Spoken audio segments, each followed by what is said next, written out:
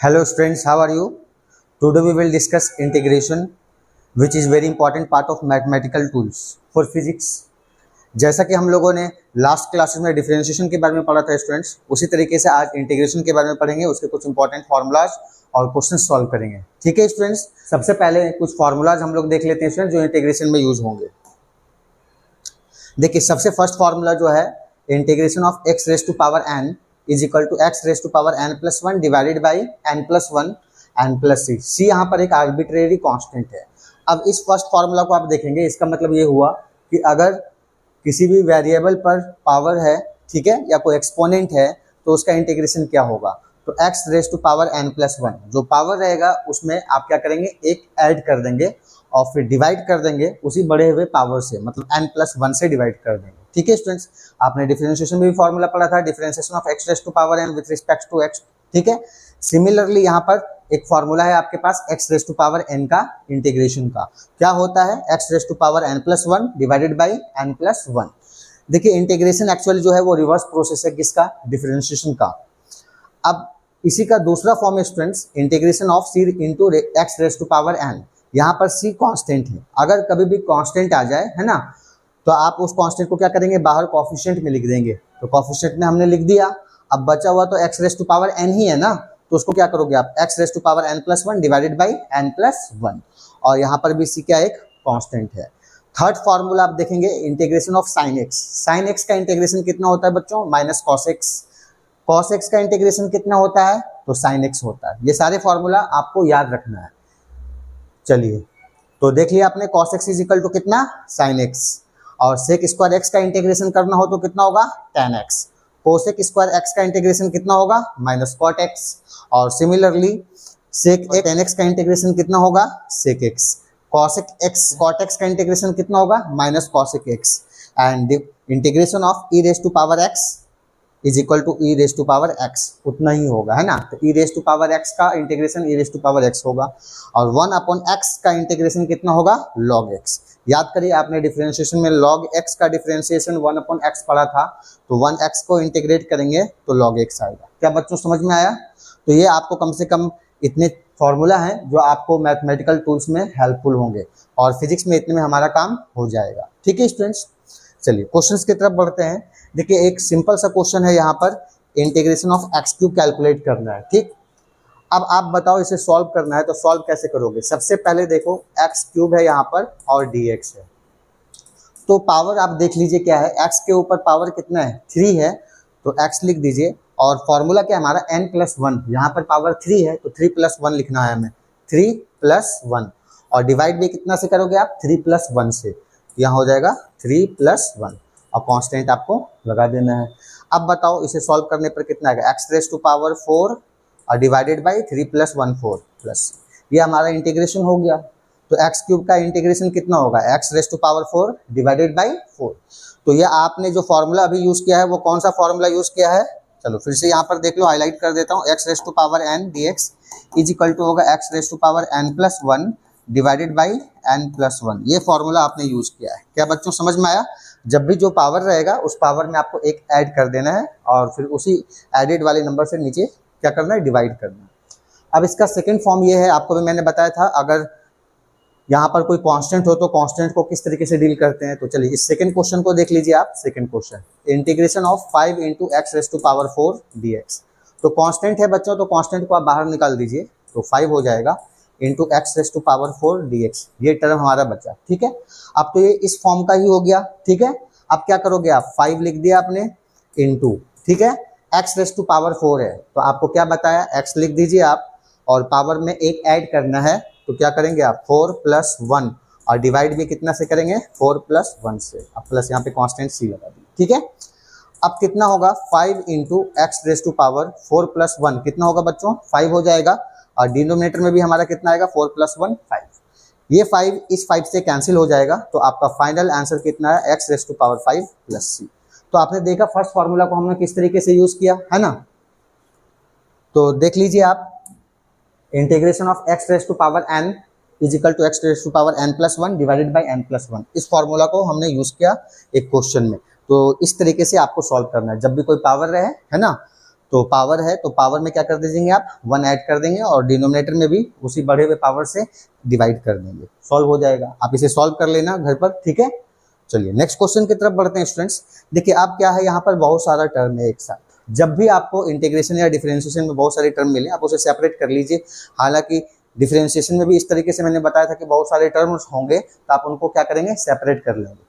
क्योंकि ये बच्चों फर्स्ट टाइम है तो मैं इसे लेंदी ही बताऊंगा हर बार की तरह, है ना, जो क्वेश्चंस होते हैं, ताकि जो नए बच्चे भी इस टॉपिक को फर्स्ट टाइम पढ़ रहे हैं वो भी इसे समझ पाए, अप्रोच कर पाए।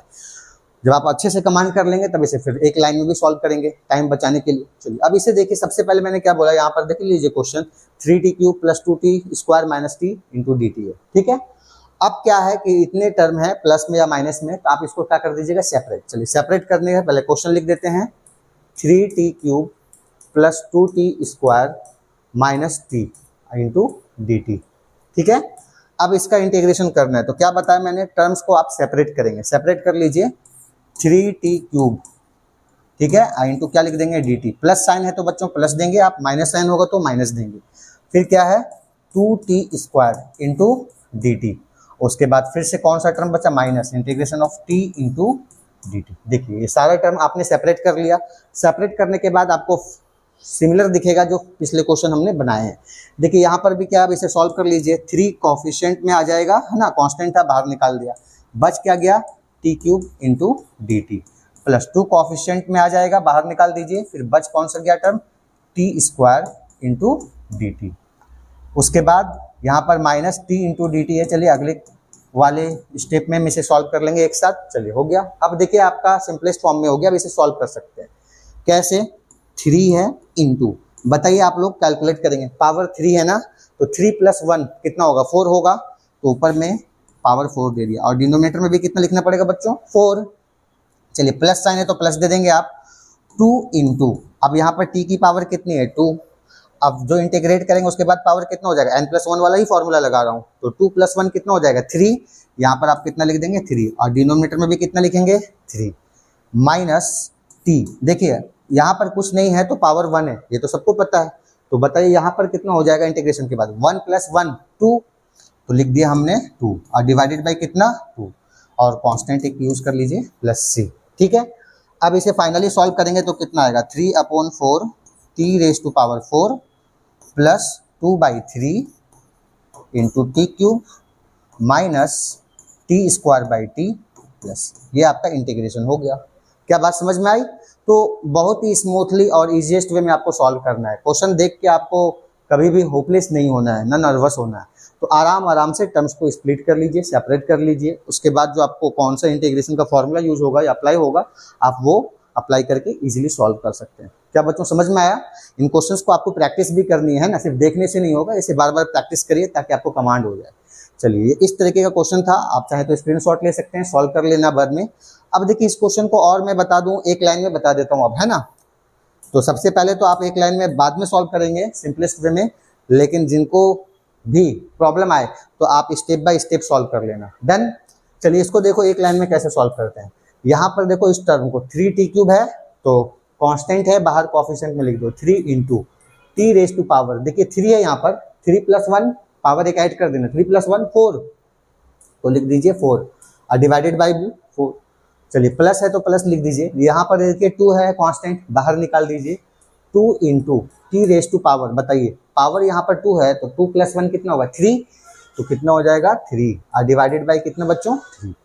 फिर माइनस है तो माइनस साइन दीजिएगा, t है, अब देखिए पावर कितना है यहाँ पर 1, तो 1 + 1 कितना होगा 2, तो t का पावर 2 और डिवाइडेड बाई 2। देखिए सेम रिजल्ट आ गया आपका ये वाला, है ना।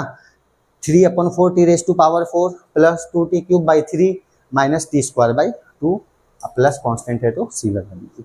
समझ में आया किस तरीके से आपको इंटीग्रेट करना है ना। अब देखिए फिर से नेक्स्ट क्वेश्चन दिया मैंने, यहाँ पर वही क्वेश्चंस कलेक्ट किए हैं जिनमें स्टूडेंट्स को ज्यादातर कंफ्यूजन होता है ना। कोई फ्रैक्शन देख के डर जाता है, कोई स्क्वायर रूट या क्यूब रूट देखकर डर जाते हैं, तो आपको डरने की जरूरत नहीं है, जो मैंने बताया वही आपको अप्लाई करना है।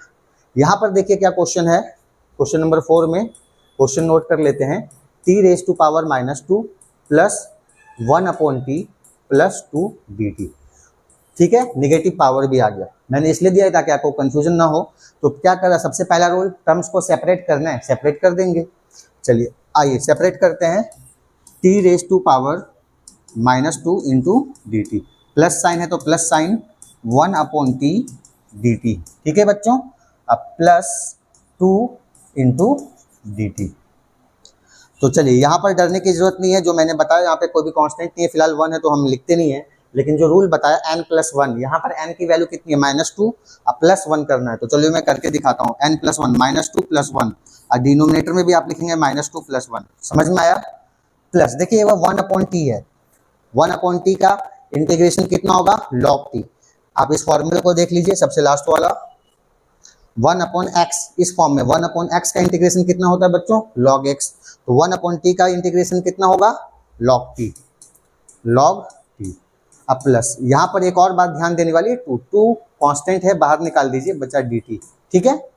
अब इसे सॉल्व कर लीजिए, t रेज टू पावर -2 और +1 -1 और डिवाइडेड बाई -2 + 1 -1, ये log t है तो log t होगा ही +2।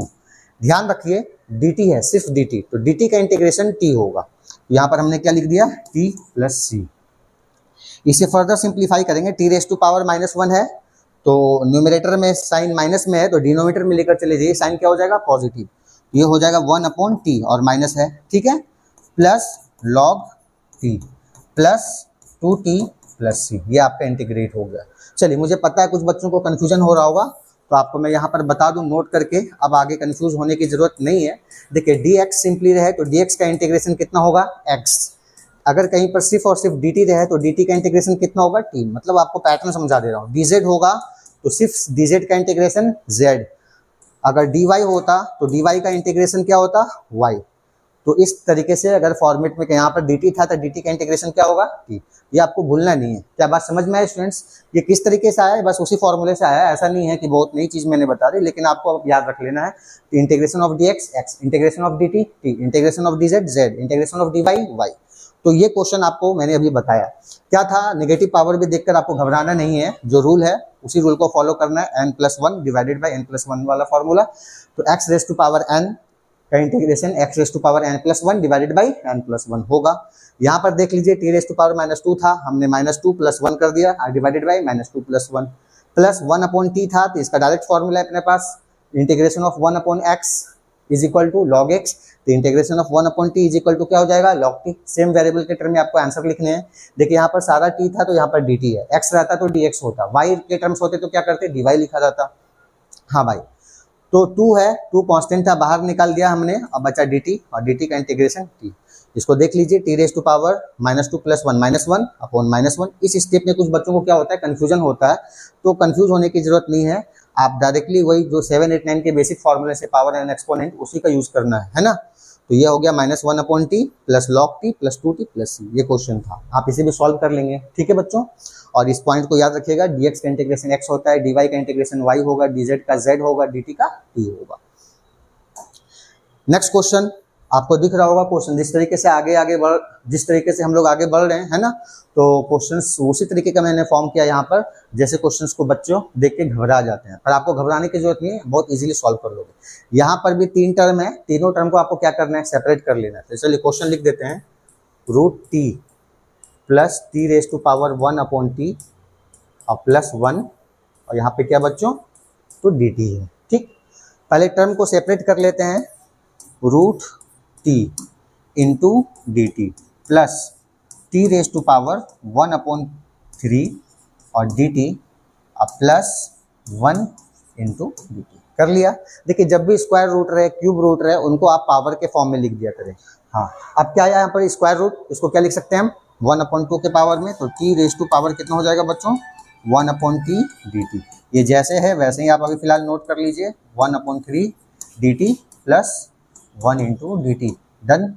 अब देखिए यहाँ पर क्या, ये भी x raise to power n का ही फॉर्मेट है, तो x raise to power n का फॉर्मेट है तो वही तो करना है, n+1 कर देना है पावर में। चलिए तो इसको बताइए तो अच्छे से बच्चों, t raise to power n का वैल्यू है 1/2 और प्लस 1, आया समझ में। डिनोमिनेटर में भी n+1 लिखना है तो 1/2 प्लस 1, क्लियर है। प्लस ये तो पहले से इसी फॉर्म में x raise to power n के फॉर्म में है, तो n+1 करना है ना, 1/3 प्लस 1, और डिवाइड में भी क्या कर देंगे बच्चों 1/3 प्लस 1।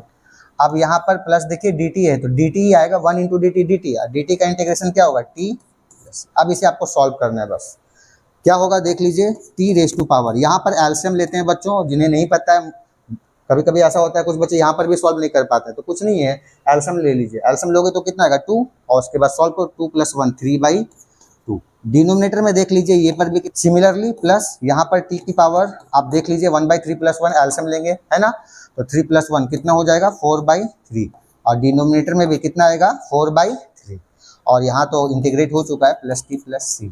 और सिंप्लीफाई करना है तो देख लीजिए यहाँ पर t रेज टू पावर 3/2 है, ये 3/2 है, तो 2 कहाँ चला जाएगा न्यूमरेटर में, तो क्या लिख सकते हैं बताइए, 2/3 t raise to power 3/2। Similarly यहाँ पर 4/3 है, तो 3 न्यूमरेटर में चला जाएगा, क्या हो जाएगा बताइए, 3/4 t रेज टू पावर 4/3, और प्लस t और प्लस c, ये हो गया हमारा इंटीग्रेट।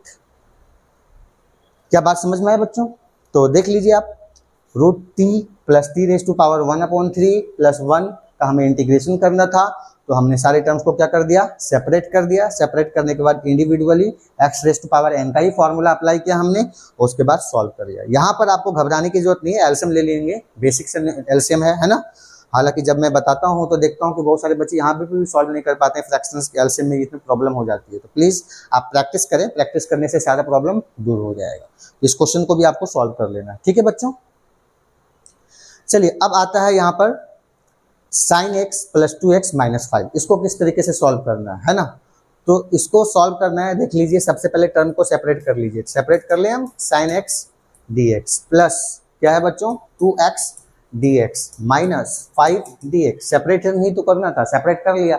अब आपके पास फॉर्मूला है बॉस, sin x का इंटीग्रेशन माइनस cos x, देख लीजिए sin x अगर है, sin थीटा का इंटीग्रेशन माइनस cos थीटा होता है, तो sin x का इंटीग्रेशन माइनस cos x। चलिए अप्लाई कर रहे हैं हम सारे फॉर्मूले को धीरे धीरे। तो बताइए sin x dx, sin x का इंटीग्रेशन कितना हो जाएगा, डायरेक्ट लिख दीजिए माइनस cos x, प्लस यहाँ पर तो यही है 2 कांस्टेंट है, बाहर निकाल दीजिए, x इंटू कितना हो जाएगा बच्चों dx, माइनस 5 को बाहर निकाल दीजिए, कितना हो जाएगा बच्चों तो dx। अब इसे सॉल्व भी तो करना है, minus cos x plus 2 into बताइए x रेज टू पावर 1 है, 1 + 1 2, तो x raise to power 2, divide में भी कितना 2 से, माइनस 5, अभी देखिए dx आ गया, तो dx का इंटीग्रेशन कितना होगा x और प्लस c कांस्टेंट। तो सॉल्व कर लीजिए आप, कितना आया माइनस cos x प्लस 2 से 2 कैंसिल कर दीजिए, x² minus 5x plus c, ये आपका आंसर हो गया। क्या बात समझ में आया? तो साइन को भी देख के नहीं डरना है, स्क्वायर रूट क्यूब रूट को भी देख कर नहीं डरना है, अगर पावर फ्रैक्शन में हो या नेगेटिव हो तो भी देख कर नहीं डरना है, बस सिंप्लीफाई करते जाइए, सॉल्व होते जाएगा। क्या बात समझ में आया? तो ये इस क्वेश्चन को भी आप सॉल्व कर लेंगे अच्छे से। चलिए नेक्स्ट क्वेश्चन, जो बच्चों को कंफ्यूजन होता है, integration of sin 2x dx। तो इस क्वेश्चन को मैं बता दे रहा हूं अच्छे से, sin 2x dx। देखिए यहाँ पर जो है ना साइन के आगे, इसको आपको मन में थीटा एज्यूम करना है। क्या एज्यूम करना है? थीटा। तो सबसे पहले तो इंटीग्रेशन ऑफ साइन थीटा क्या होता है, चलो लिख दे रहा हूँ, फिर से लिख दे रहा हूँ ताकि कंफ्यूजन ना हो, सिर्फ थीटा, साइन थीटा, तो यहाँ पर डी थीटा होगा बच्चों। तो इंटीग्रेशन ऑफ साइन थीटा कितना होता है, माइनस कॉस थीटा। तो यहाँ पर भी आप वही काम कर दीजिए, माइनस कॉस थीटा, थीटा पूरा 2x है, तो माइनस कॉस 2x। बस यहाँ पर एक काम आपको करना है, जो भी x के आगे जो कोफिशिएंट होगा वो आपको कहाँ लिखना है, डिनोमिनेटर में। x का कोफिशिएंट बताओ यहाँ पे कितना है, 2, तो ये कितना डिनोमिनेटर में जाएगा, 2 लिख देंगे, प्लस c। ये सॉल्व हो गया, ये आंसर है। चलिए एक और क्वेश्चन देख लीजिए, अगर आपको कंफ्यूजन हो रहा है तो अगर यहाँ पर sin 3x होता, ठीक है, तो sin 3x बताओ फटाफट, sin थीटा का minus cos theta, minus cos theta कितना है 3x, और डिनोमिनेटर में कितना जाएगा, ये 3, हो गया सॉल्व, प्लस c। क्या बात समझ में आया? चलिए एक और क्वेश्चन देख लो, अगर चलो तुम बताओ, अगर यहाँ पर cos 2x होता dx, तब क्या करते हैं? तो cos थीटा का इंटीग्रेशन क्या होता है, sin थीटा, तो लिख दीजिए sin थीटा, थीटा यहाँ पर 2x है, डिवाइड क्या करेंगे बच्चों, जो x का कोफिशिएंट है, तो x का कोफिशिएंट कितना है, 2 है, तो sin 2x/2, सिंपल था। चलिए सॉल्व कर लीजिए, बहुत ही ईजी है, बस गलती नहीं होना चाहिए। यहाँ पर ध्यान रखिएगा, है ना, x का जो कोफिशिएंट होगा वो आपको डिनोमिनेटर में लिख देना है। हालांकि इसको हम मैथमेटिक्स में सब्स्टिट्यूशन मेथड से भी सॉल्व करते हैं, पर उसकी अभी आपको जरूरत नहीं है। बस आपको मैंने छोटा सा ट्रिक दे दिया कि यहाँ पर जो भी कोएफिशिएंट हो आप उसका क्या करेंगे, डिनोमिनेटर में लिख देंगे। समझ में आया बच्चों? चलिए लिख लीजिए।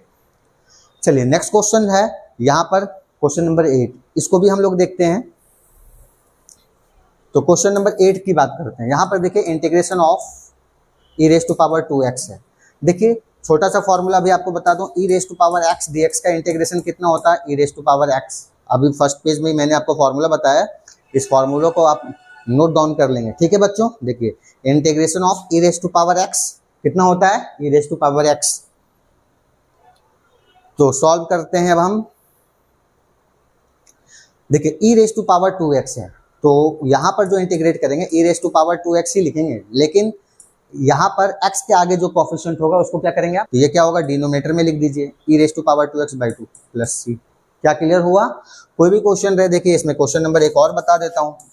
e रेज़ टू पावर अगर 3x होता तब क्या करते आप, तो लिखते तो आप e raise to power 3x है ना, और डिनोमिनेटर में क्या कर देते हैं 3।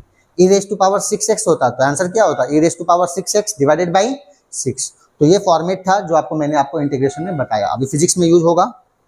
चलिए देखिए फिजिक्स में इस तरीके का क्वेश्चन आता है, एसएचएम में आता है ना, ईएमडब्ल्यू में, उसमें सॉल्व करना होगा तो किस तरीके से करेंगे। तो बताइए क्वेश्चन आपका क्या है, integration of sine omega T dt। सबसे पहले इस वाले को आपको थीटा मन में जूम करना है, तो साइन थीटा का माइनस कॉस थीटा, थीटा लिख दीजिए कितना है यहाँ पे, ओमेगा टी। अब यहाँ पे देखिए टी के आगे का कोएफिशिएंट कितना है, ओमेगा है, तो आपको डिनोमिनेटर में कितना लिखना पड़ेगा, ओमेगा प्लस सी। ये आपका हो गया इंटीग्रेशन। समझ में आया? अच्छा, अगर मान लो कि इसी क्वेश्चन में मैं बता रहा हूँ, अगर cos omega T dt data, तो बताइए तो कॉस थीटा का इंटीग्रेशन कितना होता है, साइन थीटा होता है, तो साइन थीटा लिख दीजिए, थीटा कितना है बच्चों, ओमेगा टी, और डिवाइडेड बाई कोएफिशिएंट देखिए टी के आगे कितना है, ओमेगा, तो यहाँ पर क्या लिखते हैं, ओमेगा और प्लस सी कांस्टेंट। तो ये आपका इंटीग्रेट हो जाता। तो उम्मीद कर रहा हूँ कि आप लोगों को बहुत ही अच्छे से समझ में आ रहा होगा। एक बार प्रैक्टिस करोगे, जहाँ जिस स्टेप में बच्चों को ज़्यादातर प्रॉब्लम होती है, उन सब चीज़ को ही मैं ज़्यादातर अभी डील कर रहा हूँ, फिर उसके बाद आपको इस पर कमांड हो जाएगा। चलिए एक क्वेश्चन ये भी अभी आपने जस्ट सॉल्व किया है, क्या है, √x dx। तो क्या बताया, चलो उम्मीद है कि आप लोग इसे सॉल्व कर सकते हो। स्क्वायर रूट है, पावर कितना लिख देंगे, 1/2 और dx। अब तो ये x raise to power n का फॉर्मूला बन गया ना, तो x raise to power n, बताइए भाई 1/2 + 1, डिवाइड में भी क्या करना है, 1/2 + 1 +c। तो चलिए एलसीएम ले लेंगे ना, 1/2 + 1, 2 + 1 कितना हो जाएगा, 3/2। इसको भी करेंगे, कितना हो जाएगा, 3/2 + c। यहाँ पर 2 है, डिनोमिनेटर में कहाँ चला जाएगा, न्यूमरेटर में, तो 2/3 x raise to power 3/2 + c। ये सॉल्व हो गया। तो घबराना नहीं है, उम्मीद कर रहा हूँ कि आप लोग इसे बहुत अच्छे से समझ रहे होंगे, है ना। तो इसे सॉल्व कर लेना, आप घर पे भी प्रैक्टिस करना है। चलिए एक और क्वेश्चन है जो बच्चों को काफ़ी कंफ्यूजन होता है, तो इस क्वेश्चन नंबर 11 से पहले मैं आपको एक नॉर्मल सा चीज़ बता दे रहा हूँ। देखिए यहाँ पर इंटीग्रेशन ऑफ √2x + 5 है, इसको सॉल्व करना है। मैं किस तरीके से सॉल्व करेंगे, तो यहाँ पर देखिए सबसे पहले एक फॉर्मेट है ax + b raise to power n dx।